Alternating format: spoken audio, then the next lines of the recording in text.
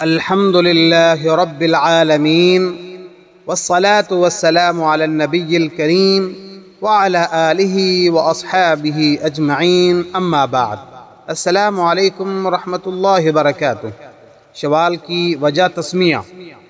اسلامی سال کے 10ویں مہینے کا نام شوال المکرم ہے۔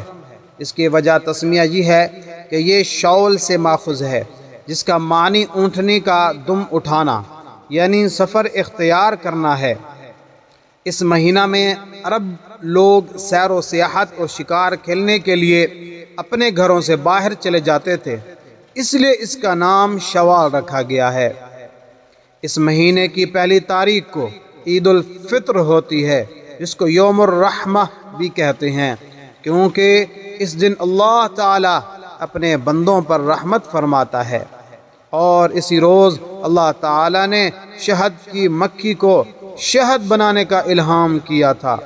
اور اسی دن اللہ تعالی نے جنت پیدا فرمائی، اور اسی روز اللہ تبارک و تعالی نے درخت طوبہ پیدا کیا، اور اسی دن کو اللہ عز و جل نے سیدنا حضرت جبرائیل علیہ السلام کو وحی کے لیے منتخب فرمایا، اور اسی دن میں فرعون کے جادوگروں نے توبہ کی تھی۔ اور اسی مہینہ کی چوتھی تاریخ کو سید العالمین رحمت للعالمین صلی اللہ علیہ وسلم نجران کے نصرانیوں کے ساتھ مباہلہ کے لیے نکلے تھے، اور اسی ماہ کی 15ویں تاریخ کو احد کی لڑائی ہوئی، جس میں سید الشہداء حضرت امیر حمزہ رضی اللہ تعالی عنہ شہید ہوئے تھے۔ اور اسی ماہ کی 25 تاریخ سے